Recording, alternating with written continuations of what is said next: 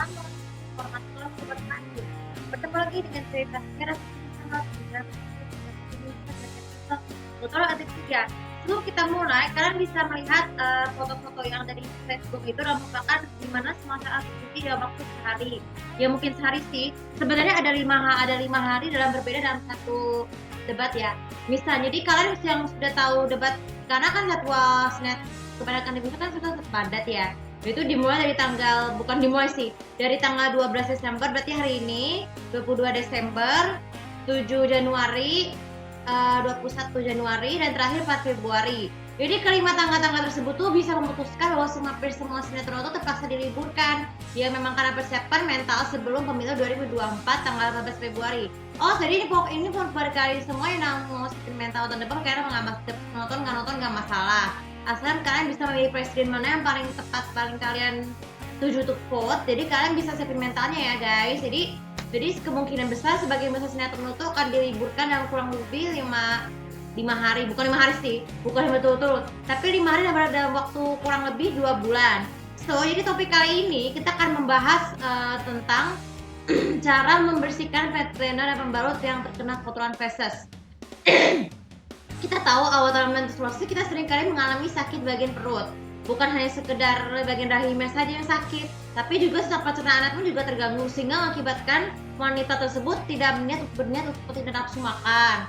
Ya mungkin agak wajar tidak nafsu makan karena berpasan. Aku juga gitu. Waktu minggu lalu kan saya sakit head, sakit perut karena head, terpaksa cara tidur dan istirahat. Ya tapi kenapa solusi seperti itu? Karena kan rahim itu kan berada di sekitar alat reproduksi yang bergabung dengan pencernaan. Tapi bisa mengganggu juga dengan lambung ya. Dengan lambung, jadi kita perut itu tidak bisa agak cepat, agak susah minum makanan kalau kita lagi pertama kali mengalami head. Nah, terus solusinya bisa selain makan kayu putih, bisa kalian juga tidur.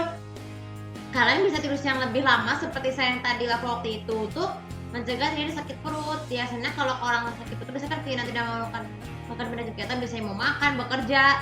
Aku juga gitu. Nah, jadi tapi ada kan kalau situasi lainnya dengan kentut. Namun tanpa kita sadari di awal menstruasi, kita kentutnya itu bukan hanya mengeluarkan angin, tapi mengeluarkan feses yang bisa mengotori ventilator atau pembalut yang bahkan hasil bau. Aku juga kayak gitu tuh. Jadi, bagaimana cara membersihkan ventilator atau feses yang terkena kotoran feses? Pertama, jika kalian masih tidak enak ke bau, segeralah keluarkanlah pembalut dari celana kalian dan lepaskan. Bawa ke kamar mandi, jangan dibawa sebelum masuk kamar mandi karena mengakibatkan bau yang tidak sedap. Kemudian letakkan basahi ventilator atau ventilator dengan air yang mengalir sampai debunya kotoran feses benar-benar hilang. Baru setelah itu tambahkanlah sabun khusus, sabun batang, baik sabun batang ataupun cair. Terus kemudian gosok-gosok berlahan-lahan ventilator yang terkena kotoran feses agar kotorannya tidak menempel. Kemudian yang keempat, jangan lupa juga untuk menggosok-gosok ulang, terus juga diperas ventilator dan juga pembalutnya supaya tidak menimbulkan kotoran. Baru setelah itu deh kalian bisa nyimpan dulu di kamar mandi sebelum nih.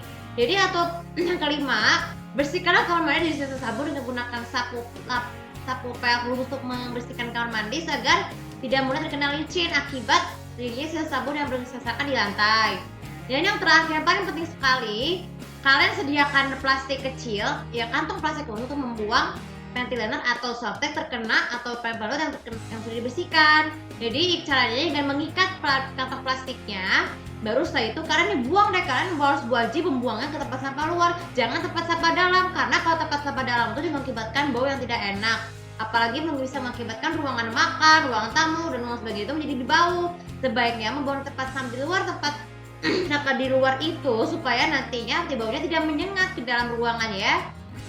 Jadi kesimpulan dari vlog kali ini, membersihkan ventilator ataupun pembalut juga merupakan tanggung jawab besar bagi setiap wanita, terutama mengalami haid. Karena kita bertanggung jawab untuk menjaga kebersihan lingkungan ya bagi kalangan komunitas semuanya, nggak peduli ya kondisi haid atau enggak, supaya keadaan lingkungan rumah kita jadi bersih dan terbebas dari haid. Jadi masa-masa menstruasi kalian itu akan lebih terjaga dengan menerapkan pola hidup sehat. Meskipun kalau misalnya kalian sakit, kalau misalnya tidak diulang-ulang, silakan kalian konsultasi ke dokter atau kalau perlu kalian bisa meminum obat pengencer diare seperti Norit untuk memperlancar sirkulasi pencernaan apalagi di awal-awal haid. Oke, telepon kali ini cukup bermanfaat dan jangan lupa follow sosial media aku. Kemudian bisa aku beritahu bagaimana cara dari kalian untuk membersihkan partner atau pembalut yang terkena kotoran feses. Terima kasih. Assalamualaikum warahmatullahi wabarakatuh.